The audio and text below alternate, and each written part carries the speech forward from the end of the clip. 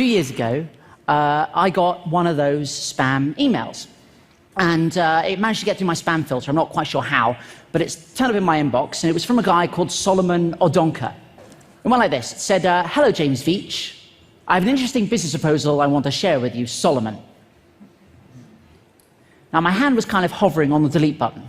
Right? As you are, I was looking at my phone. I thought, I could just delete this, or I could do what I think we've all always wanted to do.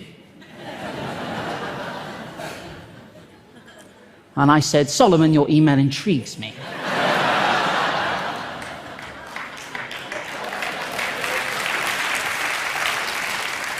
And the game was afoot. He said, "Dear James Veitch, we shall be shipping gold to you. You will earn 10% of any gold you distribute." So I knew I was dealing with a professional.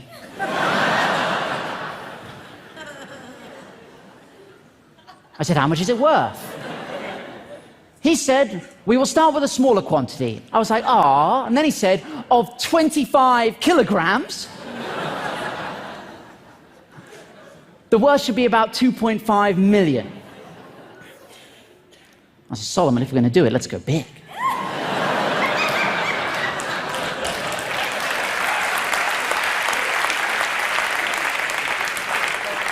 I can handle it.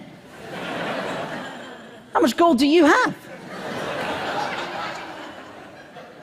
He said, "It's not a matter of how much gold. How much is you're capable of handling?" "What? We can start with 50 kilograms as a trial shipment." I said, 50 kilograms? There's no point doing this at all unless you're shipping at least a metric ton.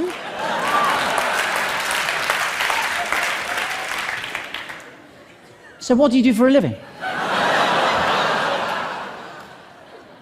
I said, "I'm a hedge fund executive bank manager."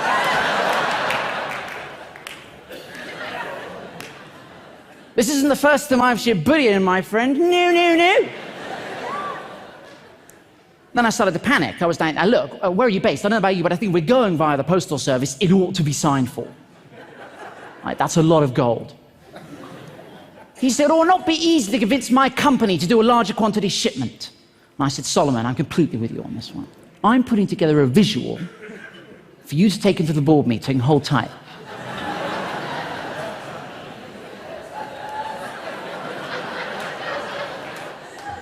This is what I sent Solomon.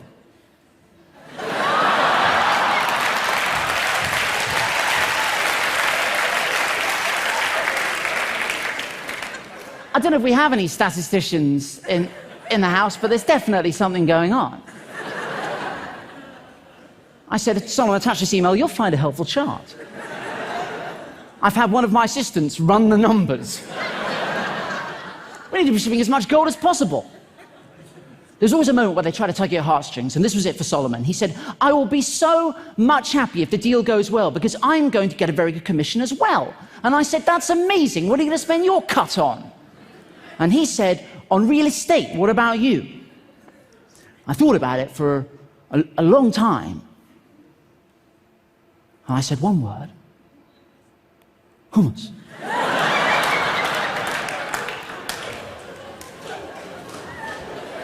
It's going places. I was in Sainsbury's the other day, and there are like 30 different varieties. Also, you can cut up carrots, and you can dip them. Have you ever done that, Solomon? He said, "I have to go to bed now."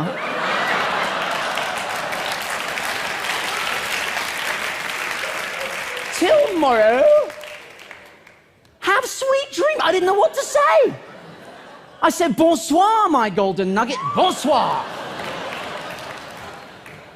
Guys, you have to understand, this has been going for like weeks, albeit hitherto the greatest weeks of my life, but I had to knock it on the head. It was getting a bit out of hand. Friends were saying to me, "James, do you want to come out for a drink?" I was like, "I can't, mate. I'm expecting an email about some gold." You know. So I figured I had to knock it on the head. I had to take it to a ridiculous conclusion. So I thought I concocted a plan. I said, "Look, Solomon, I'm concerned about security. When we email each other, we need to use a code." And he agreed. And I said, "Solomon, I spent all night coming up with this code. We need to use it in all further correspondence. Lawyer. Gummy bear. Bank, cream egg. Legal, fizzy cola bottle, claim peanut M&Ms, documents, jelly beans, Western Union. Guys, a giant gummy lizard. I knew these were all words they use, right? I said, please call me Kit Kat and all further correspondence.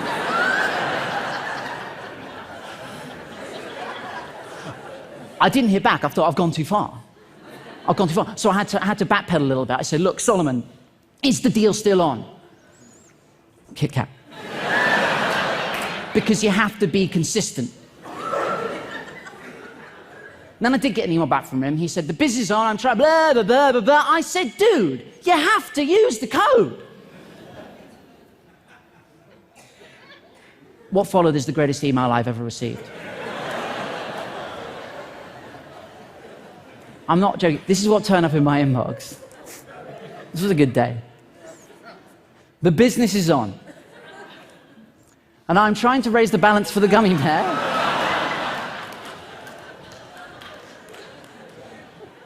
So he can submit all the needed fizzy cola bottle jelly beans to the cream egg for the peanut M&Ms process to start. Send £1,500 via a giant gummy lizard.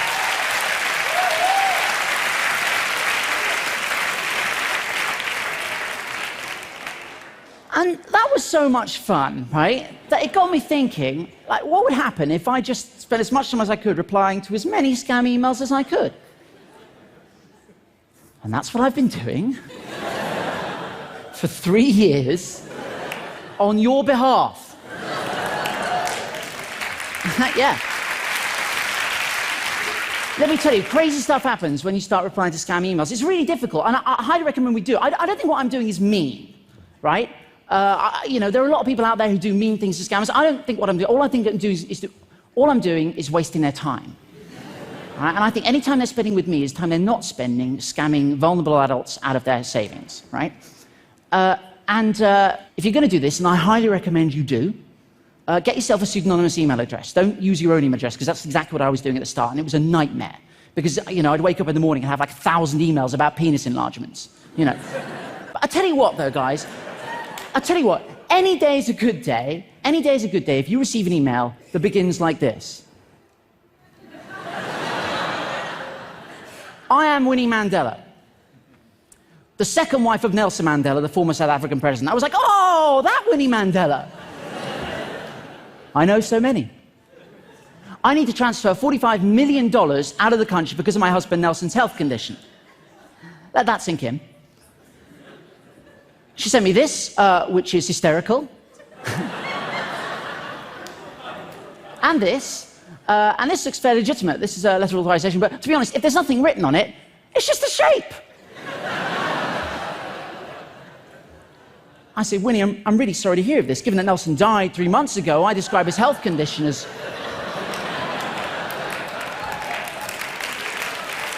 That's the worst health condition you can have, not being alive.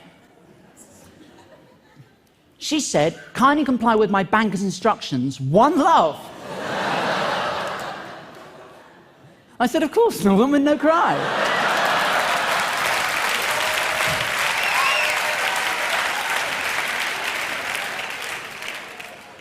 She said, my banker will need transfer of $3,000. One love. I said, no problemo. I shot the sheriff.